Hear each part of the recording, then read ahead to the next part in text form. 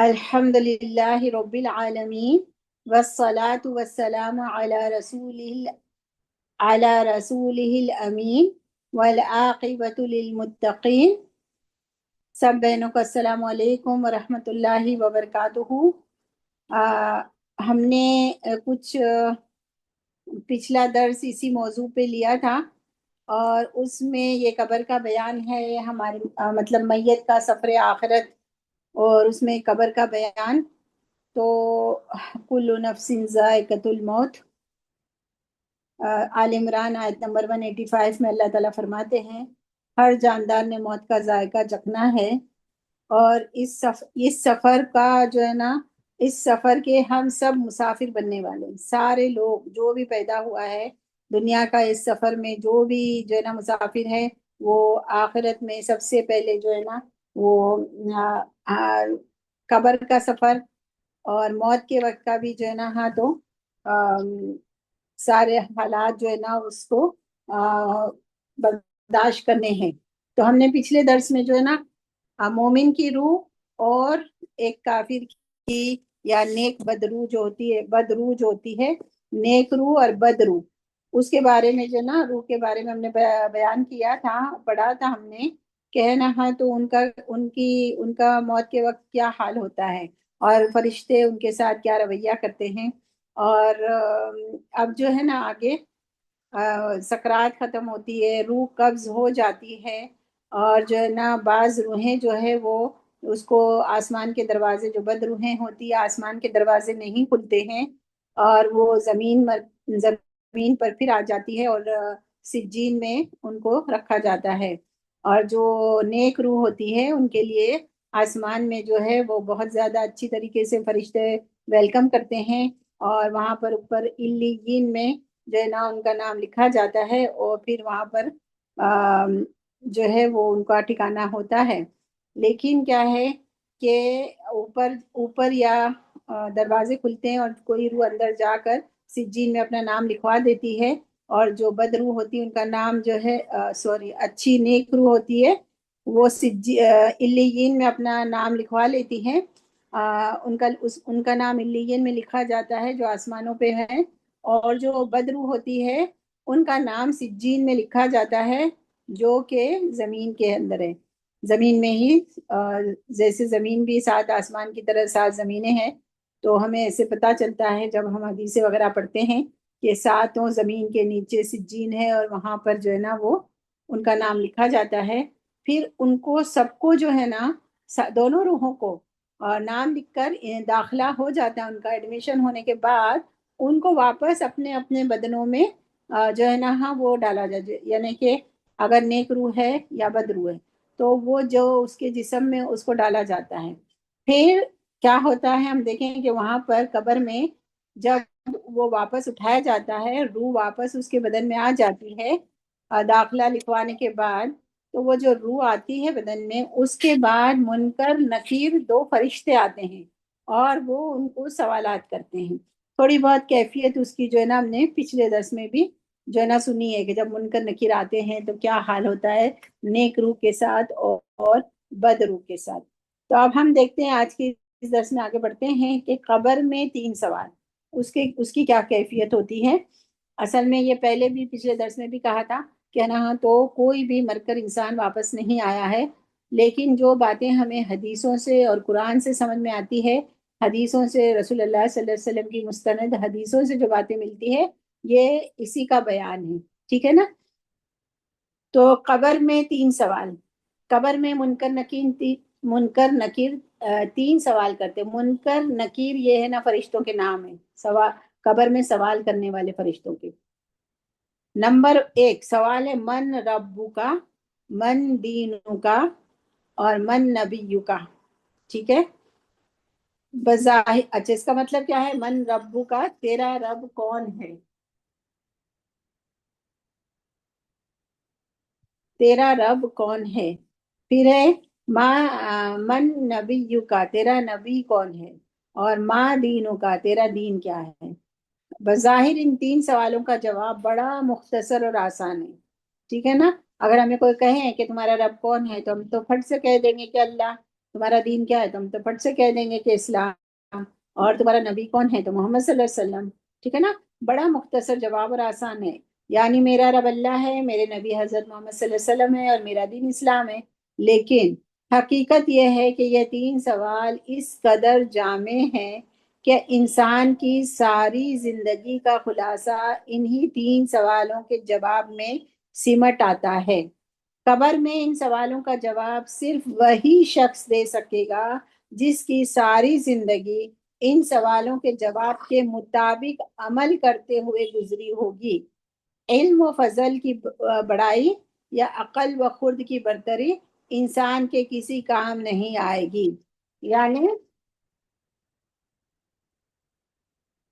یعنی ہمیں ہم بڑا بڑائی مارے، ہم جو ہے نا اپنے آپ کو بڑے علم والے سمجھے، اور ہم یہ کہنا ہاں لو یہ سوال کے جواب تو اتنے آسان ہیں کہ تیرا رب کون ہے، تیرا دین کیا ہے، تیرا یہ ساری جو برتری انسان کی، اور بہت بہت عقل والا اپنے آپ کو سمجھ کرنا کہ یہ تو جواب ہم دے دیں گے، یہ کسی کام نہیں آنے والی. تو ایک ہے نا ایک انہوں نے قصہ بیان کیا ہے کہ ایک واقعہ بیان کرتے ہیں. یہ کتاب کے جو رائٹر ہے نا محمد کیلانی رحمہ اللہ، تو وہ ایک واقعہ بیان کرتے تھے کہ گاؤں سے شہر، یہ نا پاکستان کا قصہ ہے، گاؤں سے شہر گجرا والا آتے ہوئے ہمارا گزرا والا اڈے سے ہوتا جہاں ہم ایک آدمی کو ہمیشہ گھاس بیچتے دیکھتے. جب کبھی ہمارا گزر ادھر سے ہوتا تو وہ آدمی مسلسل یہی آواز لگا رہا ہوتا: 2 پیسے گٹھا، 2 پیسے گٹھا. یعنی اپنا گھاس بیچنے کے لیے جو ہے نا یہ 1930s اور 40s کی بات ہے. تو اس وقت تو پیسے، 1 پیسہ 2 پیسے میں بہت ساری چیزیں آ جاتی تھی. تو وہ آواز لگاتا: 2 پیسے گٹھا، 2 پیسے گٹھا. اس آدمی کی ساری زندگی اسی طرح گھاس فروخت کرتے گزر گئی. نہ نماز، نہ روزہ، نہ قرآن، نہ اللہ، نہ اللہ کا رسول. جب اس کی موت کا وقت آیا تو اس کے اعزا نے قریب بیٹھ کر لا الہ الا اللہ پڑھنا شروع کیا تاکہ اس کی زبان پر بھی یہ کلمہ آ جائے. لیکن افسوس، موت کے وقت بھی اس کی زبان سے وہی کلمات نکلتے رہے جو ساری زندگی وہ کہتا رہا: 2 پیسے گٹھا، 2 پیسے گٹھا. اور انہی الفاظ کے ساتھ ہی اس کی جان نکل گئی.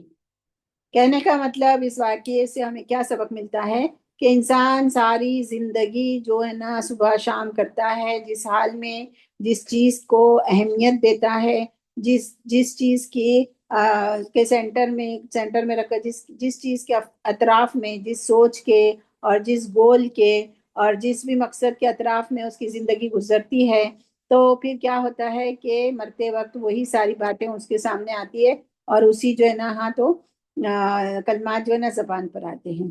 ہم چلتے چلتے دعا کرتے اللہ تعالیٰ کے سے کہ یا اللہ تعالیٰ تو ہمیں مرتے وقت کلمہ لا الہ الا اللہ نصیب فرمانا، اور یا اللہ تو ہمیں رہتی دنیا میں بھی جب ہماری زندگی ہے تو ہمیں توحید کا اس کلمے کا حق ادا کرنے والا بنا.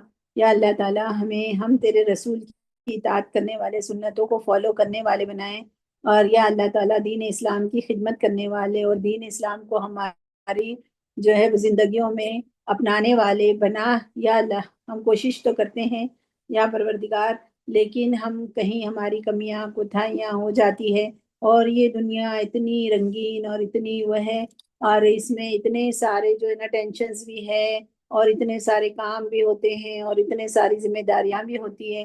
تو بعض دفعہ جو ہے نا وہی ساری باتیں دماغ میں گھومتی رہتی ہے. تو یا اللہ تعالیٰ تو ہماری جو ہے نا پکڑ نہ کرنا، اور تو ہمارا معاون اور مددگار بن جانا، اور موت کے وقت جو ہے دنیا میں بھی ہمیں ہمارا مقصد جو ہے نا تیرے دین کی سرفرازی ہو جائے، ہم تیرے دین کو بلند کرنے والے بن جائیں، اور ہم خود بھی اپنے عملوں میں تیرے دین کو جو ہے نا پیوست کر لیں، اور تیرے قرآن کے ہمارا مرکز اور مقصد بن جائے.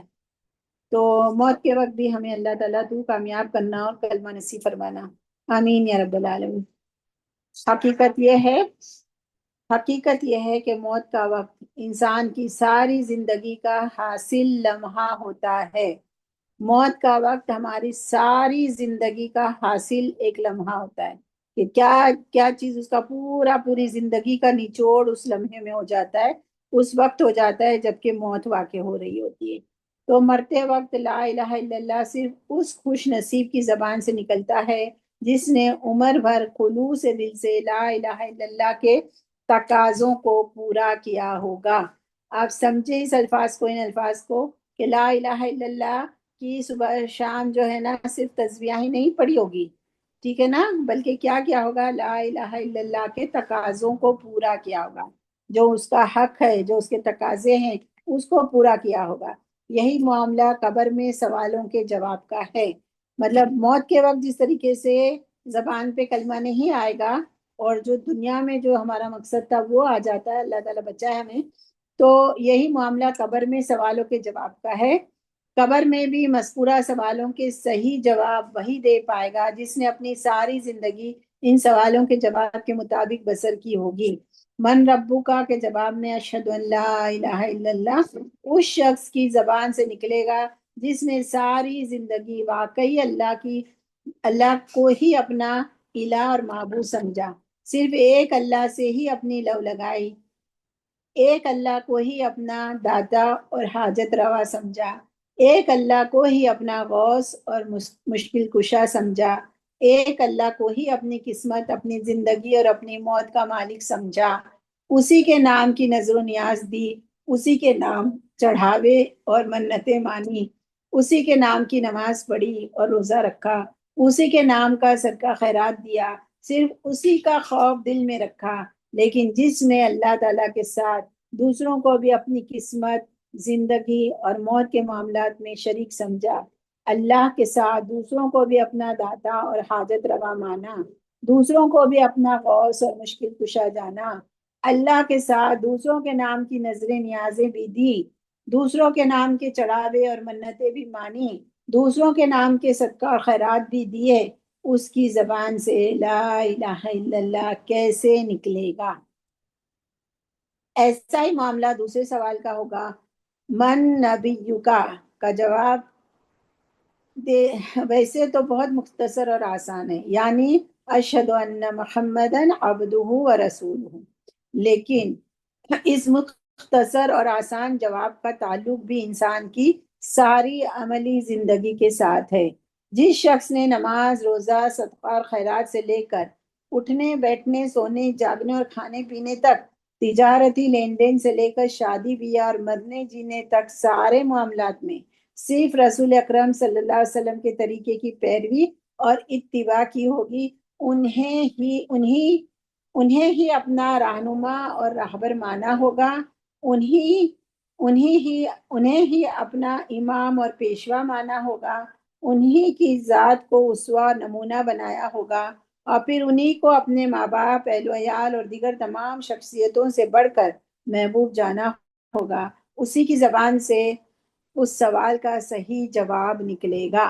اور جس نے قدم قدم پر آپ صلی اللہ علیہ وسلم کی احادیث کے مقابلے میں اپنے ائمہ کے اقوال کو ترجیح دی، آپ صلی اللہ علیہ وسلم کے ارشادات کے مقابلے میں اپنے پیر و مرشد کے ارشادات کو ترجیح دی، آپ صلی اللہ علیہ وسلم کی سنت کے مقابلے میں اپنے علماء کی رائج کردہ بدعات کو ترجیح دی، آپ صلی اللہ علیہ وسلم کی تعلیمات کے مقابلے میں اپنے بزرگوں کی تعلیمات کو ترجیح دی، آپ صلی اللہ علیہ وسلم کے فرمودات کے مقابلے میں اپنے حضرت جی کے خوابوں اور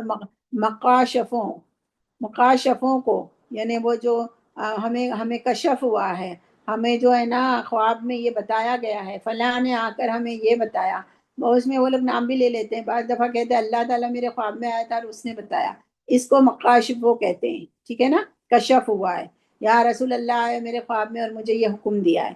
تو یہ پیر مرشد جو ہے نا ہمیشہ ایسے باتیں کہہ کے نا لوگوں کو، عام لوگوں کو جو ہے نا وہ اپنے احکامات جو ہے نا بتاتے ہیں، اور وہ وظیفے اور وہ اعمال کرنے کے لیے کہتے ہیں۔ تو اگر لوگوں نے قرآن اور حدیث کو چھوڑ کر، رسول اللہ کی سنتوں کو چھوڑ کر ان کی باتوں کو مانا، ان کی یہ کشف جو ان کو ہوتا ہے ان کی باتوں پہ یقین کر کے اور ان کو ترجیح دی، اس کی زبان سے اس سوال کا صحیح جواب کیسے نکلے گا؟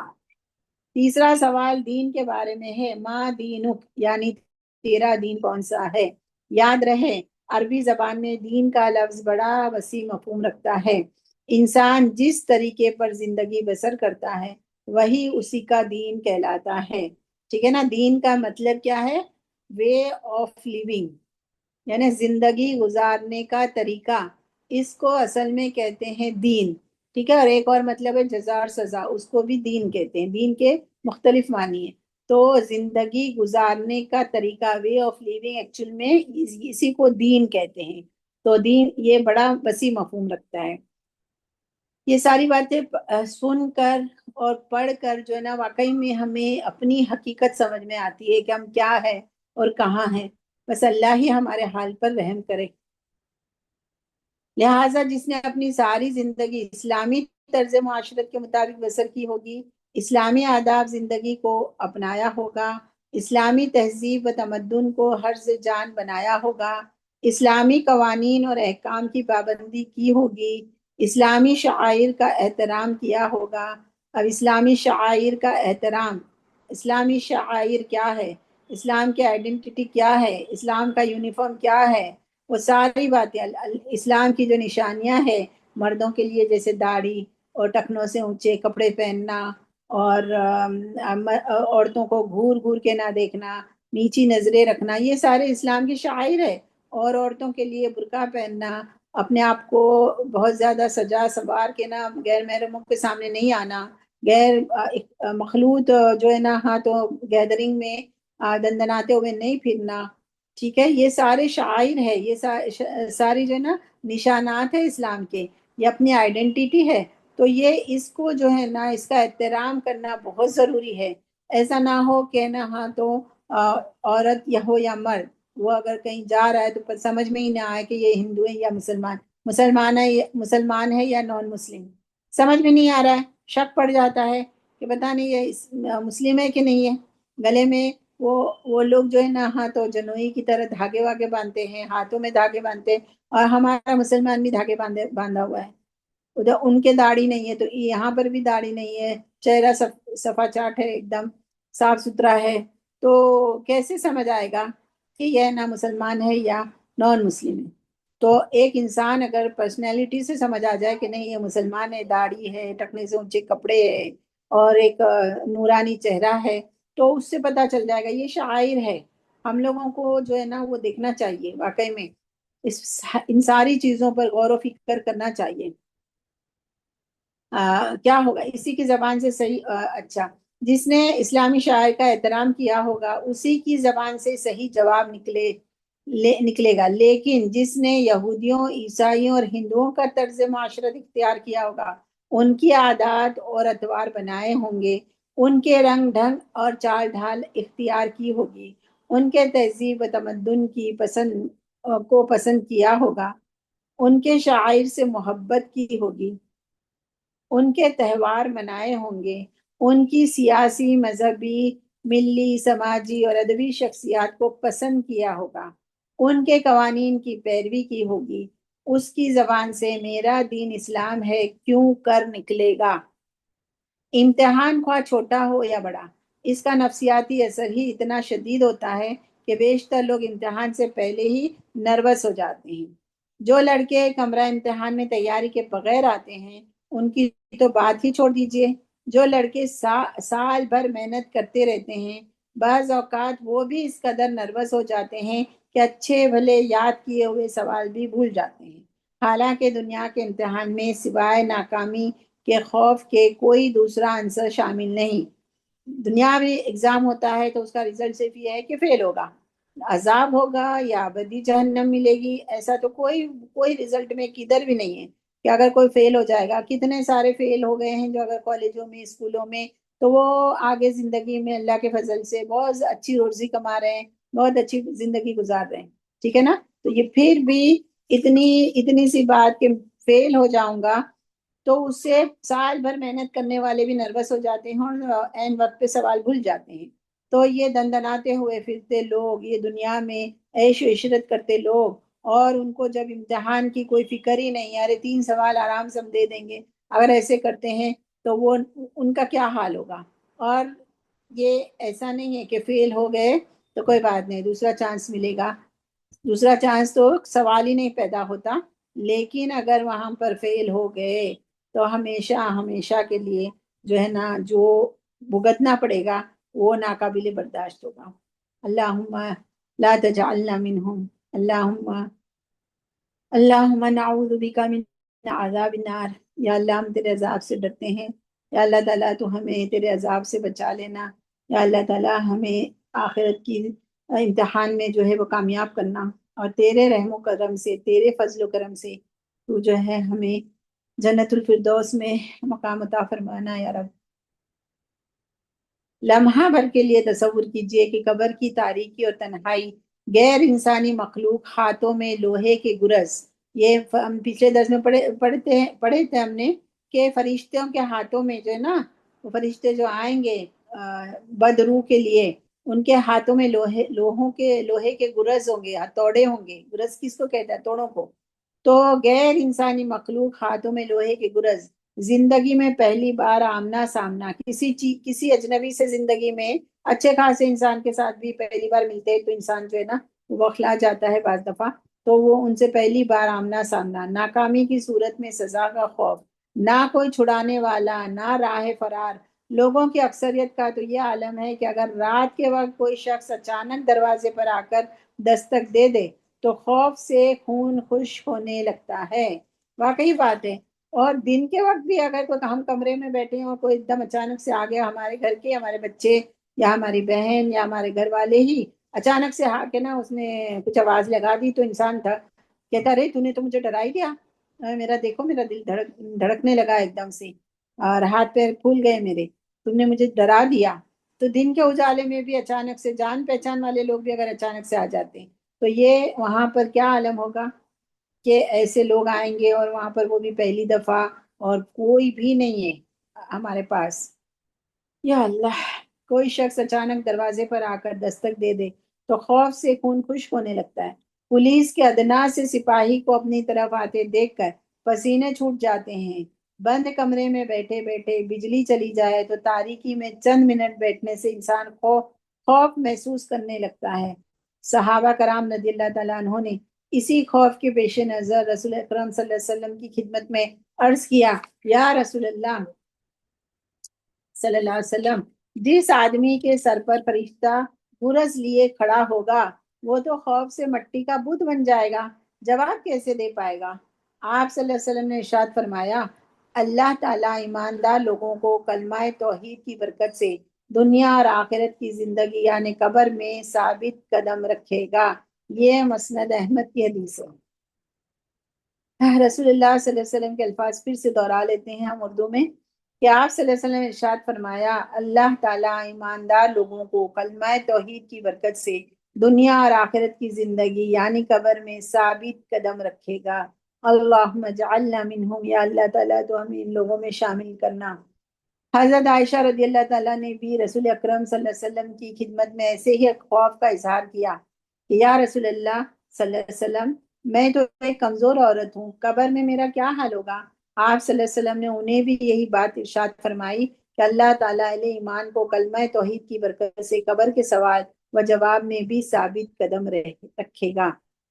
بعض دوسرے صحابہ کرام رضی اللہ عنہم کے سوالوں کے جواب میں بھی آپ صلی اللہ علیہ وسلم نے یہی بات دہرائی، جس سے دو باتیں معلوم ہوتی ہیں۔ نمبر 1،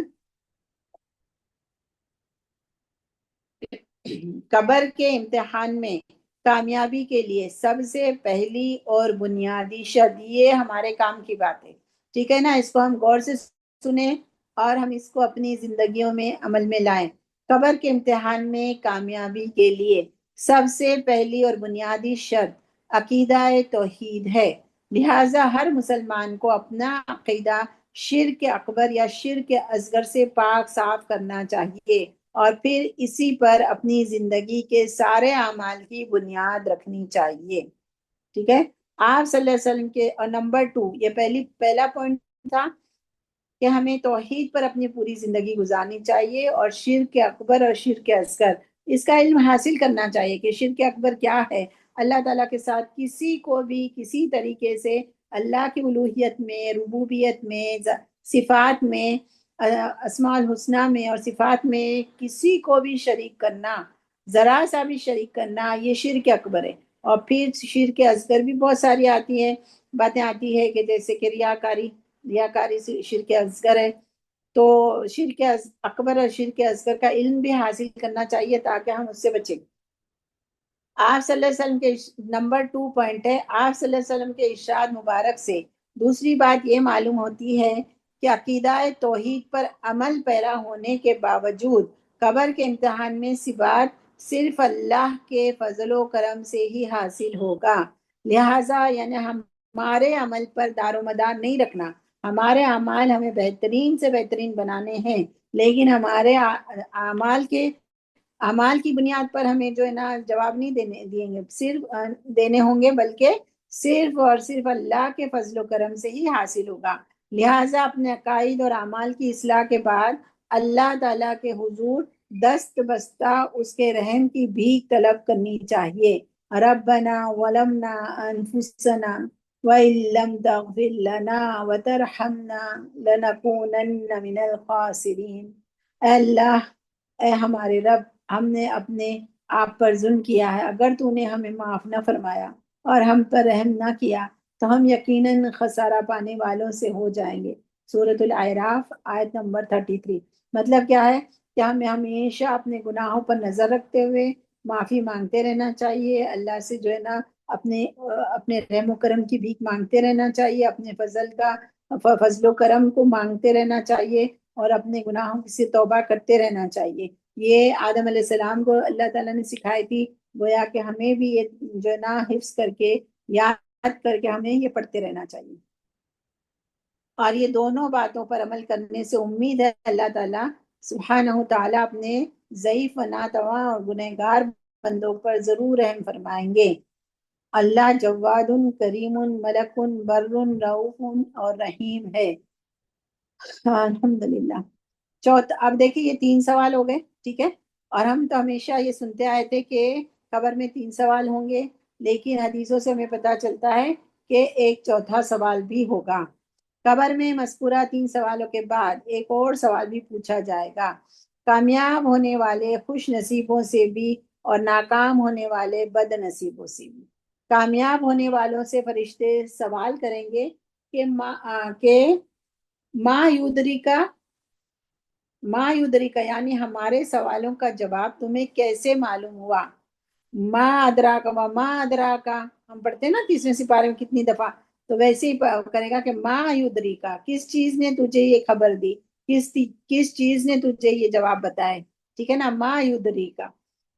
تو مومن کہے گا قرأت کتاب اللہ آمنت به وصدقت، یعنی مومن کیا کہے گا کہ قرأت کتاب اللہ، میں نے اللہ کی کتاب پڑھی، آمنت به میں نے اس پر ایمان لایا، وصدقته اور میں نے اس کی تصدیق کی، اپنے عملوں کے ذریعے سے تصدیق بھی کرنا۔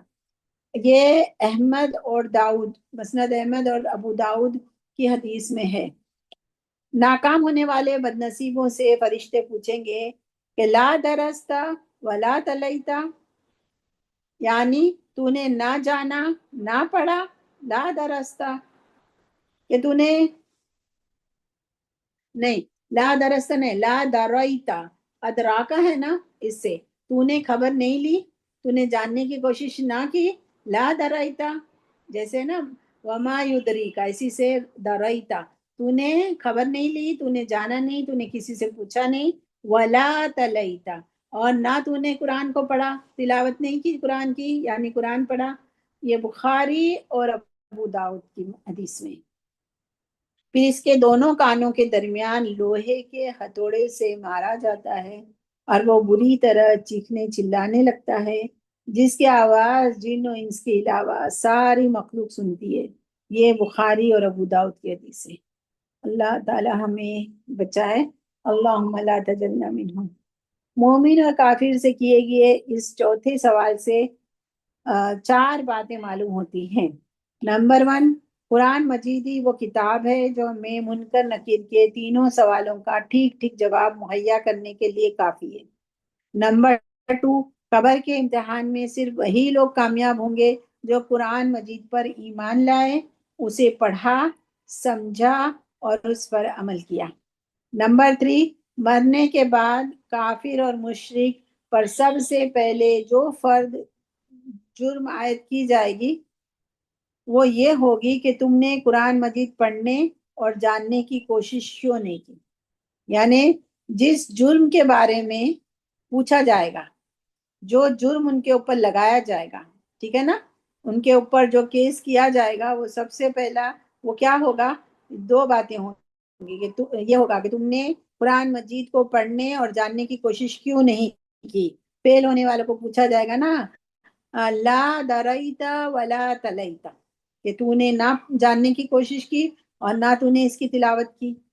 نمبر 4 نہیں نمبر 3، مرنے کے بعد کافر اور مشکل، اچھا نمبر 3 ہم پڑھ چکے، اور نمبر 4 ہے کہ قرآن مجید نہ پڑھنے اور نہ سمجھنے کے جرم میں مجرم کے دونوں کانوں کے درمیان یعنی دماغ پر گرز مارے جائیں گے، جس کا مطلب یہ ہے کہ دماغ اللہ تعالیٰ نے قرآن مجید پڑھنے اور سمجھنے کے لیے دیا ہے، اس دماغ کو صحیح مقصد کے لیے استعمال نہ کرنے پر کافر کو یہ سزا دی جائے گی۔ یا اللہ، کتنے لوگ ہیں دنیا میں جو قرآن کی طرف نہیں آتے، قرآن کو پڑھنے سمجھنے کی کوشش نہیں کرتے۔ ہم بھی کرتے ہیں تو ٹوٹا پھوٹا کر رہے ہیں، اور عمل میں بھی ہم بہت پیچھے ہیں۔ اللہ تعالیٰ ہمارے حال پر جو ہے نا وہ رحم کرے، اور اللہ تعالیٰ ہمیں جو ہے اپنے جیسے وہ چاہتا ہے کہ ہم بنے ویسے ہمیں بنا دے، اپنے محبوب بنا دے، ہم سے راضی ہو جائیں۔ کہ یہ واقعی میں کہ ہم جب یہ سزا کے بارے میں سنتے ہیں تو ہم سوچتے ہیں کہ ایسا کیوں کریں گے اللہ تعالیٰ نے اتنی سخت سزا، کہ 2 کانوں کے درمیان میں لوہے کے گرز سے ماریں گے۔ تو اب اس کا ریزن سمجھ کے سن کر نہ سمجھ آ گئی کہ کیوں ماریں گے۔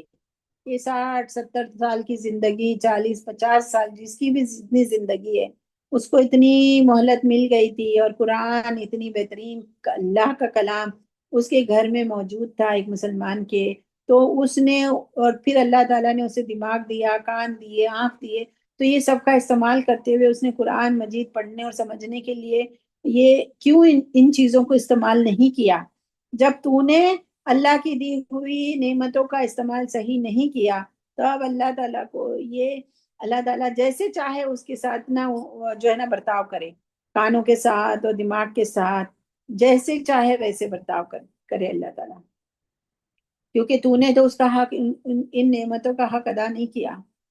یا اللہ، چاروں نکات سے یہ اندازہ، چاروں پوائنٹ سے یہ اندازہ لگانا مشکل نہیں کہ ہر مسلمان کے لیے قرآن مجید پڑھنا، سمجھنا اور اس پر عمل کرنا کس قدر اہم اور ضروری ہے۔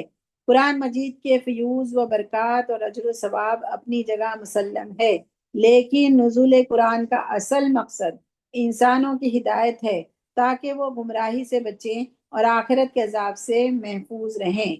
اللہ تعالیٰ فرماتے ہیں فَمَنِ اتَّبَعَ هُدَايَ فَلَا يَضِلُّ وَلَا يَشْقَى، یہ جو شخص میری ہدایت کی پیروی کرے گا وہ نہ دنیا میں گمراہ ہوگا اور نہ آخرت میں مصیبت یعنی عذاب میں مبتلا ہوگا۔ سورہ طٰہٰ آیت نمبر 123۔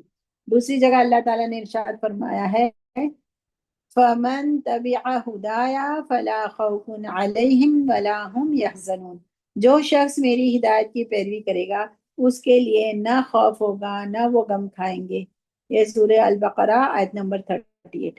دوسرے الفاظ میں ہم یہ کہہ سکتے ہیں کہ جو لوگ قرآن مجید نہیں پڑھیں گے اور اس پر عمل نہیں کریں گے وہ یقیناً گمراہ ہوں گے، نیز آخرت کے عذاب میں بھی مبتلا ہوں گے، اور اس عذاب کی ابتدا قبر سے ہی ہو جائے گی۔ اس اعتبار سے ہونا تو یہ چاہیے تھا کہ زندگی میں ہماری سب سے زیادہ محنت، سب سے زیادہ وقت، سب سے زیادہ صلاحیتیں قرآن مجید کی تعلیم حاصل کرنے پر صرف ہوتی، قرآن مجید کی تلاوت ہمارے روز مرہ معمول کا مستقل حصہ ہوتی، قرآن مجید کی سماعت ہمارے دل و دماغ کے سکون کا باعث بنتی۔ صبح و شام ہمارے گھروں میں خوش الہان قرآن کی آوازیں بلند ہوتی۔ ہمارے بچے بلوغت سے قبل قرآن مجید سے اس قدر مانوس ہوتے کہ عمر بھر اس کی تلاوت، تفہیم اور تدبر کا حرز جان بناتے۔ لیکن افسوس کہ سب سے زیادہ بے توجہی اور بے اعتنائی اسی قرآن مجید سے برتی جا رہی ہے، جو دنیا، برزخ اور آخرت میں ہماری کامیابی کا ضامن ہے۔ یہ حقیقت کس قدر المناک ہے کہ ہمیں روزانہ اخبار پڑھنے کے لیے گھنٹہ 2 گھنٹہ میسر آ جاتے ہیں، لیکن قرآن مجید کی تعلیم، تفہیم یا تدبیر کے لیے 15-20 منٹ بھی میسر نہیں آتے۔ وطن عزیز میں 90% گھرانے اپنے اہل و عیال کے ساتھ ٹی وی کے سامنے بیٹھ کر عمر عزیز کی کئی کئی قیمتی گھنٹے برباد کر دیتی ہیں۔ یہ اس زمانے میں لکھی ہوگی نا کتاب، ٹی وی والے زمانے میں۔ آج ہم کہہ سکتے ہیں کہ عمر عزیز کا کتنا وقت جو ہے نا موبائل کے سامنے بیٹھ بیٹھ کے نا انسان جو ہے نا وہ برباد کر دیتا ہے، لیکن اپنے اہل و عیال کے ساتھ بیٹھ کر قرآن مجید پڑھنے پڑھانے کے لیے انہیں چند لمحے بھی میسر نہیں آتے۔ والدین کے یہاں بچہ 4-5 سال کا ہو جائے تو اس کی دنیاوی تعلیم و تربیت کے لیے ماں باپ کو فکر ہونے لگتی ہے کہ اسے کون سے اسکول میں داخل کرنا ہے، کیا پڑھانا ہے، کیا بنانا ہے، لیکن عمر بھر قرآن مجید کی تعلیم کی فکر لاحق نہیں ہوتی۔ دنیاوی علوم کے حصول پر والدین پانی کی طرح دولت بہاتے ہیں، لیکن قرآنی تعلیم پر اس کا عشر عشیر خرچ کرنا بھی والدین پر گنا گزرتا ہے۔ یہی وجہ ہے کہ 24-25 برس کی عمر میں ہمارے طلبہ کے ہاتھوں میں تلاش روزگار کے لیے 3-3 4-4 ڈگریاں ہوتی ہے، لیکن 50-60 برس کے طویل عمر گزرنے کے باوجود قرآن مجید ایک مرتبہ بھی ختم کرنے کی توفیق نصیب نہیں ہوتی۔ یہ بہت ساری باتیں انہوں نے قرآن مجید کے لیے کہی ہے،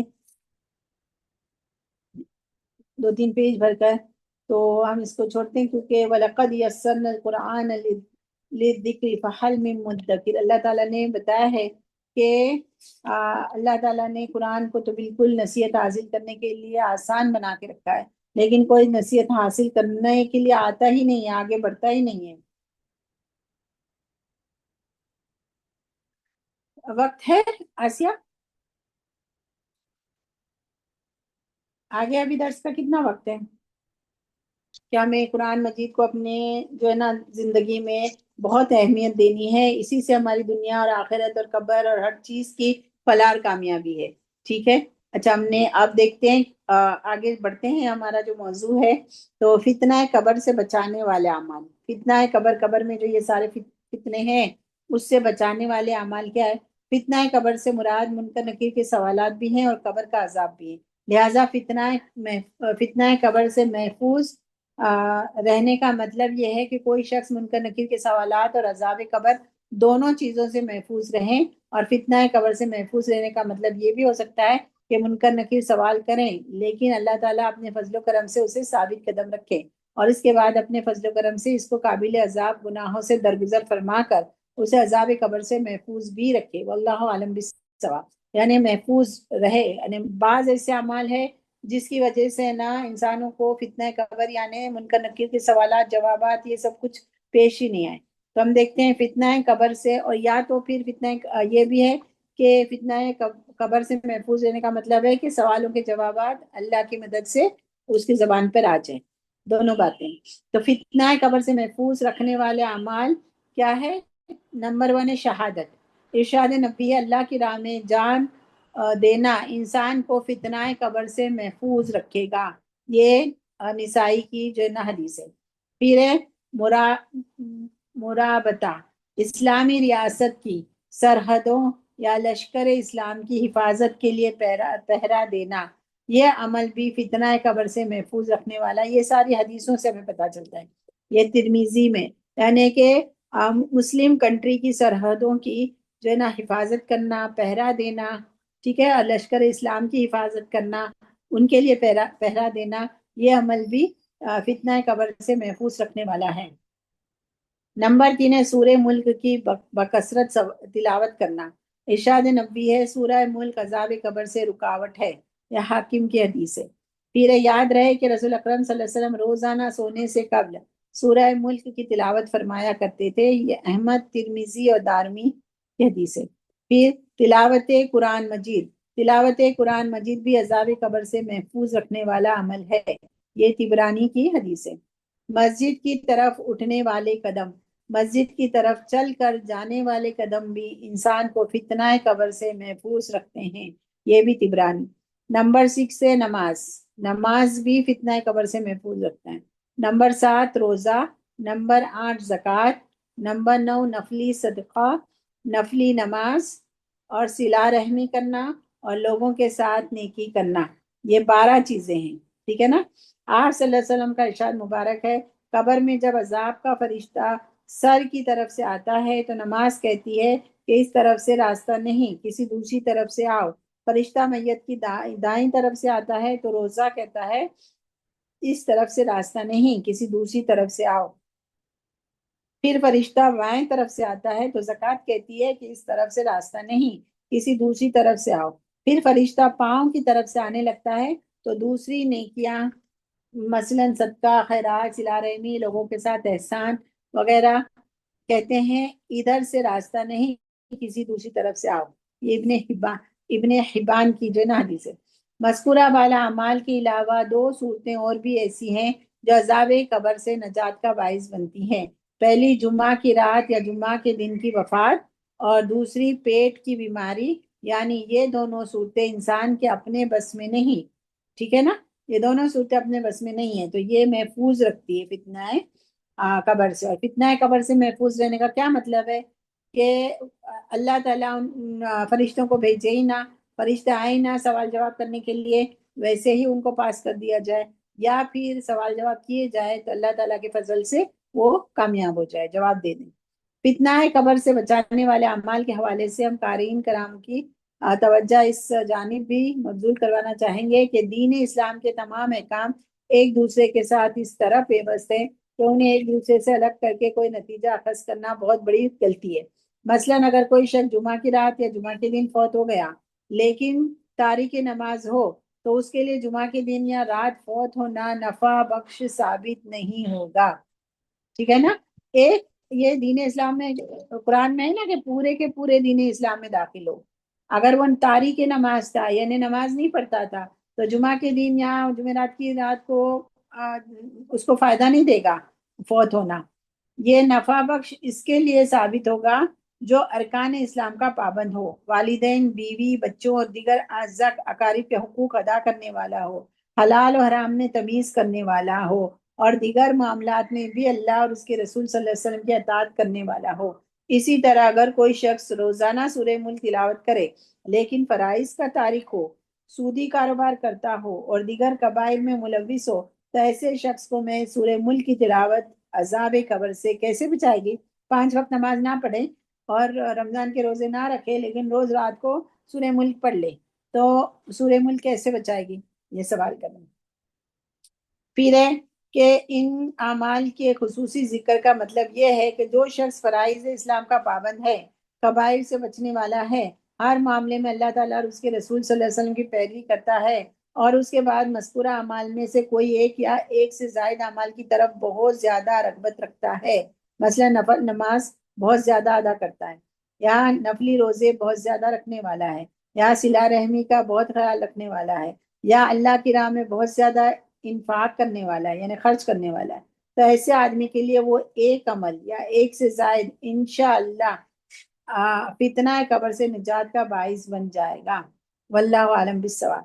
یعنی ہم ڈرتے ہیں نا کہ ہم پورے کے پورے تو اسلام میں داخل نہیں ہو رہے، لیکن ہم نیک نیتی کے ساتھ کوشش کریں سارے اعمال کو ادا کرنے کی تو انشاءاللہ ہمارے پر رحم کیا جائے گا۔ دین کے معاملے میں انسان کس طرح شیطان کے دھوکے اور فریب میں مبتلا ہے، اس کا اندازہ ہر آدمی اپنے اپنے دنیاوی معاملات سے بآسانی کر سکتا ہے۔ غور فرمائیے، دنیا میں اگر کسی شخص کو پہلی بار کسی دوسرے ملک کا سفر پیش ہو تو انسان اپنی منزل پر بخیر عافیت پہنچنے کے لیے بات بات پر کس طرح تجسس کرتا ہے، راستے میں آنے والی معمولی سے معمولی پریشانی کے بارے میں بھی ہر آدمی سے مشورہ کرتا ہے۔ جس نے اس ملک کا سفر کیا ہو، جس نے جو وہ ملک میں جا رہا ہے اس کا سفر کیا، اس سے ساری ڈیٹیلز لیتا ہے، پاسپورٹ، ویزا، ٹکٹ وغیرہ کے لیے، صرف اس لیے منہ مانگے دام ادا کر دیتا ہے کہ سارے کام قانون کے مطابق ہونے چاہیے تاکہ راستے میں کوئی تکلیف یا پریشانی نہ اٹھانی پڑے۔ اپنے سامان سفر کو آدمی پوری احتیاط سے چیک کرتا ہے تاکہ کوئی ممنوعہ چیز ساتھ نہ ہو جو راستے میں چیکنگ کے وقت بے عزتی کا باعث بنے۔ جہاز میں سوار ہونے کے بعد سفر کی احتیاطی تدابیر کا آدمی غور سے مطالعہ کرتا ہے، کہیں کوئی غیر متوقع حادثہ پیش نہ آ جائے۔ گویا دوران سفر کسی بھی تکلیف اور پریشانی سے بچنے کے لیے ہر وہ تدبیر اختیار کرنے میں پوری طرح مستعد ہوتا ہے جو اسے کوئی بتائی جائے، یعنی اسے جو بھی کوئی بتائی جائے، کوئی تدبیر بتائے اس کو اختیار کرنے کی کوشش کرتا ہے، جاتا ہے، پوچھتا ہے کہ راستے میں کیا ہو سکتا ہے، کیا نہیں ہو سکتا ہے، کیا لے جا سکتا ہوں، کیا نہیں لے جا سکتا ہوں، فائن تو نہیں ہوگا، کیا کس چیز کی ضرورت پڑے گی۔ انسان دیکھے معمولی سفر کرتا ہے تب بھی یہ ساری چیزوں کا خیال رکھتا ہے۔ واقعی میں یہ غور کرنے والی بات ہے۔ یہ تو ہے دنیا کا معاملہ، اب دین کا معاملہ لیجئے۔ کائنات کے سب سے زیادہ سچے، سب سے زیادہ امانتدار، سب سے زیادہ مخلص اور ہمدرد شخص حضرت محمد صلی اللہ علیہ وسلم نے ہمیں دنیاوی زندگی کے بعد پیش آنے والے سفر کے تمام خطرات سے ایک ایک کر کے آگاہ فرما دیا اور پھر ان خطرات سے بچنے کی تدابیر بھی بتا دی۔ لیکن ہم میں سے کتنے ہیں جو ان خطرات سے بچنے کے لیے فکر مند ہے اور حفاظتی تدابیر پر عمل کرنے کی کوشش کر رہے ہیں؟ اکثریت ایسے لوگوں کی ہے جو اس پرخطر سفر پر خالی ہاتھ روانہ ہو جاتے ہیں۔ اللہ تعالی ہمیں شیطان کے مکر و فریب سے محفوظ رکھے، ہمیں دین کے معاملے میں حق بات سمجھنے اور اس پر عمل کرنے کی توفیق عطا فرمائے، آمین یا رب العالمین۔ انشاءاللہ اگر کبھی موقع ملا تو اس سے آگے پڑھیں گے ہم ضرور، اور کفن اور کفن کرنا، کفن اور غسل اور اس کے بارے میں بھی کبھی موقع ملا تو بات کریں گے انشاءاللہ۔ سیکھنا چاہیے ہمیں کہ جو ہے نا میت کو کہ کیسے غسل، ہر مسلمان کو سیکھنا چاہیے کہ کیسے غسل دینا ہے، کیسے کیسے کفن پہنانا ہے، کیسے کیا کرنا ہے، سارا ہمیں سب کچھ آنا چاہیے انشاءاللہ۔ اللہ تعالیٰ سے دعا ہے کہ جو ہم نے یہاں پڑھا سنا، اللہ تعالیٰ، ہم تو بہت ہی گنہگار بندے ہیں اور ہم سے بہت کوتاہیاں اور غلطیاں ہو جاتی ہیں، یا اللہ تعالیٰ تو ہمیں جو ہے تیرے فضل و کرم سے ہمیں صحیح راستے پر لے کر ہمیں ہدایت دے، ہمیں جو ہے نا ہاتھ پکڑ کے ہم سے عمل کروا دے یا اللہ۔ اور تیرا لاکھ لاکھ شکر ہے یا مولا، یا پروردگار کہ ہم ایسی محفلوں میں آ جاتے ہیں، ہمارے لیے ایسی محفلیں جو ہے نا وہ تیار ہو جاتی ہے کہ ہم اس میں بیٹھتے ہیں، پڑھتے ہیں، سنتے ہیں، ہمارا دل جو ہے نا تو وہ لرزنے بھی لگتا ہے، دھڑکنے بھی لگتا ہے، اور پھر جو ہے نا تو ہمیں جو ہے نا ڈر بھی لگتا ہے، اور اس کے بعد میں پھر جب ہے کہ ہم ہٹتے ہیں یہاں سے تو پھر دنیا کی طرف جو ہے نا رغبت کرنے لگتے ہیں۔ یا اللہ تعالیٰ تیرا شکر ہے کہ تو ہمیں بار بار ایسی محفلوں میں، ان جنت کی کیاریوں میں لے کر آتا ہے، تو ہمیں قبول بھی فرما یا اللہ تعالیٰ۔ ہماری محفلوں کو، ہمارا یہاں آنا بیٹھنا، سمجھنا پڑھنا صرف تیرے ہی خاطر ہے، تو ہمیں اس کو ہماری محفلوں کو قبول فرما یا اللہ۔ اور یا اللہ تعالیٰ تو ہے نا ہماری اس محفلوں کو ہمارے لیے حجت بنانا، ہمارے خلاف حجت نہ بنانا یا اللہ۔ ان میں بہت ساری ایسی باتیں ہیں جو ہمارے لیے جو ہے نا ہم عمل کرنے کے لیے مشکل لگتی ہے، لیکن تو ہمارے لیے آسان کر دینا یا اللہ، ہمارے لیے عمل کرنا بھی آسان کر دینا، آمین یا رب العالمین۔ ہمارے گناہوں کو معاف کر یا اللہ، ہماری کمیوں کو، کوتاہیوں کو سب کو معاف کر دے، اور ہمیں پاک صاف بنا دے، دنیا میں بھی اور آخرت میں گناہوں سے پاک بنا دے، آمین یا رب العالمین۔